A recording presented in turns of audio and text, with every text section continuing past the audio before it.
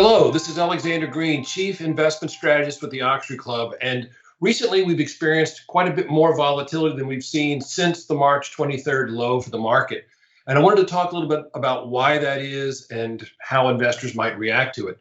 Let's start with the fact that as the states began to reopen, it was inevitable that we would see a rise in coronavirus cases. I mean, you get away from the social distancing, put people together, and the cases are going to rise. But part of the reason for the rise, a big part, is that there's more widespread testing. And in some states, the amount of testing is as much as or greater than the increase in the coronavirus cases themselves. So this was to be expected. You can't have perfect safety and widespread prosperity. We knew we had to reopen despite the risk. So I don't really view that as such a big deal.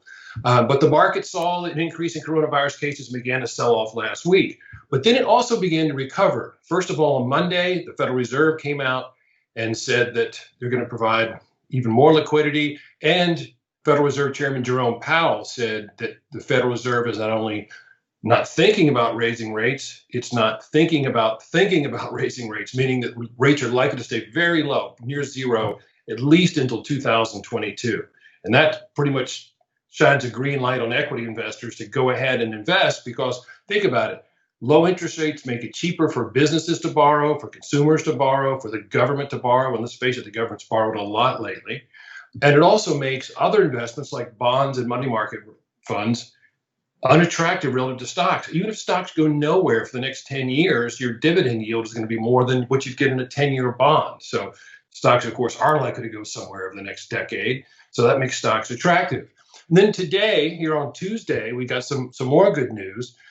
For starters, the Trump administration talked about a $1 trillion infrastructure plan, which is more fiscal stimulus. We've already had unprecedented fiscal stimulus with the trillions of dollars that the government has sent out to both the businesses and consumers. In addition to that, we have a new drug, a very cheap and inexpensive and widely available steroid that has had good success in treating people with COVID-19. So anything that means that the coronavirus has a tougher path ahead of it is good for the economy and, of course, the stock market.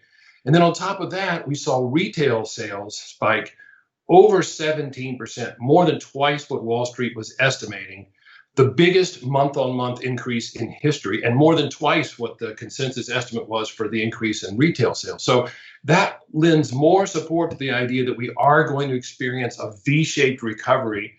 Hard as it is to believe that you could go from a screeching halt to a roaring economy, but people are ready to get out and mingle and shop and spend and travel, and it's all beginning to happen. So I think the stock market's reaction is entirely rational. There are certainly stocks out there that seem fully valued or even overvalued, but there are also plenty of opportunities out there of stocks that are still selling below their fair value. And so those are the ones we're going to focus on. That's what you should be looking for as an investor. So that's it for today. If you want to hear more of my views on the economy and the markets, and along with specific recommendations, you have my newsletter, my trading services, and completely free Liberty Through Wealth, my e-letter. And you can sign up for that by just clicking on the link below. So I hope you join us, and I look forward to talking to you again soon. Thanks so much.